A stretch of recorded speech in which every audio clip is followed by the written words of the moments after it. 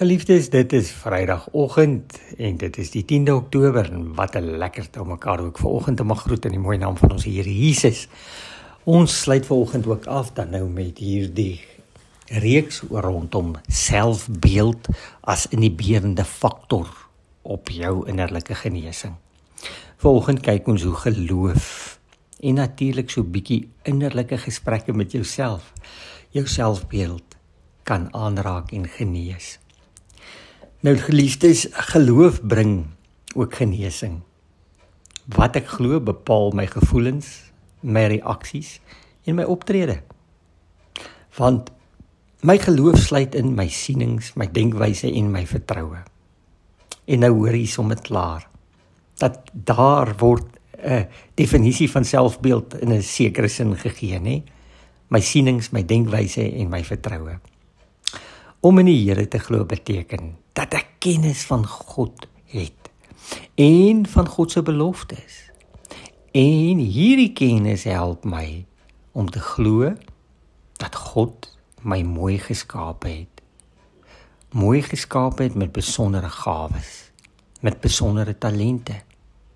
Dat hy my besonders lief het en dat hy my toerus en my gebruik. As ek in die Here glo, moet ek ook in myself kan glo, want hy het my geskape. Daar's mos daai pragtige dingetjie wat sê, God don't make no junk. En daarom, God is besig om jou te hervorm, om jou te vernuwe. Moenie toelaat dat die ou bose jou swak selfbeeld kom gebruik om jou seer so te gebruik dat jy dink jy is nie belangrik genoeg om in die hand van die Here 'n bruikbare instrument te wees nie. Almal van ons praat voortdurend met onsself, soms hardop, maar meestal saggies in ons gedagtes. En deur die Heilige Gees moet jy leer om mooi met jouself te praat en positiewe dinge vir jouself oor jouself te sê. Bemoedig jouself. Gee ondersteuning aan jouself deur te sê, ek glo in die Here en daarom glo ek ook in myself.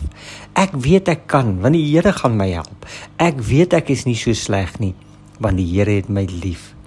Met die Here se hulp is ek tot alles in staat.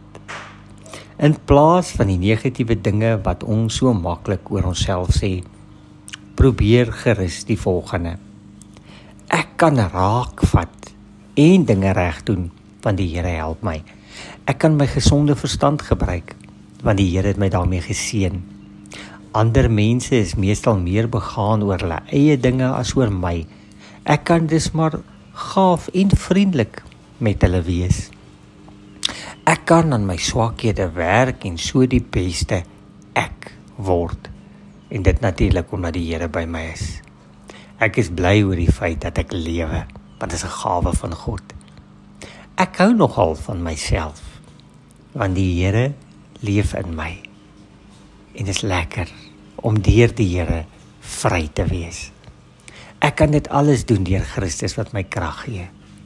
Sodra daar dus 'n negatiewe gedagte by jou opkom, kyk hierdie gedagte vierkantig in die oë. Draai dadelik weg en sê, dankie Here dat U my liefhet. Mag ons dit vir mekaar bid, leer en leef. Mag ons mekaar na waarde ag, mekaar altyd respekteer en mekaar lief hê met die liefde van Jesus. Amen.